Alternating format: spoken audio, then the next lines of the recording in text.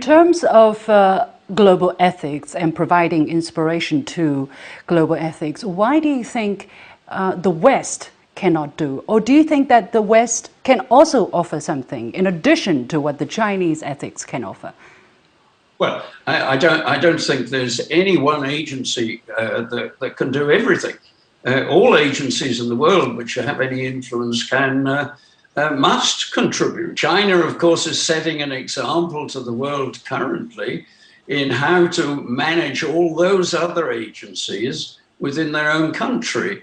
Certainly, I think it's quite fascinating for the rest of the world at the moment how the party is managing to bring the big financial forces under control and is implementing policies which will reduce the gross inequalities which can develop under unrestrained capitalism.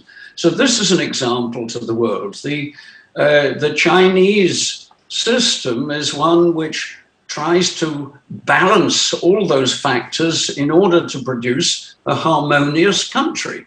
And it's those principles which can be extended to the world as a whole. But of course, China can't do this on its own.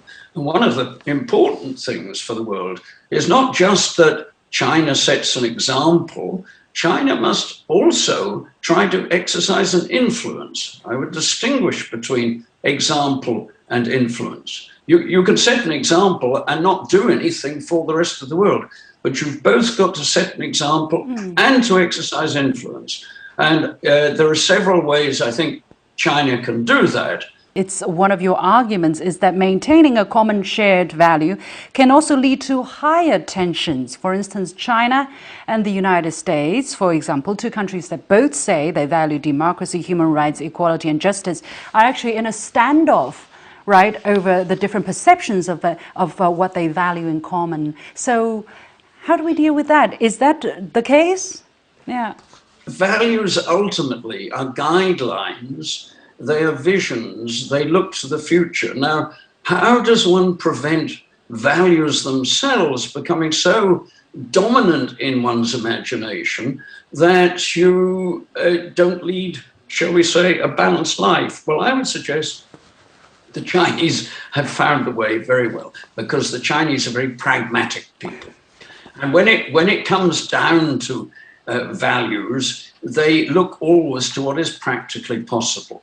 And one of the great, I think, contributions that the Chinese make always is when they get down to it, they convert their commitment to values into particular projects and goals, things that they can achieve. And from that point of view, we need in the world Chinese pragmatism.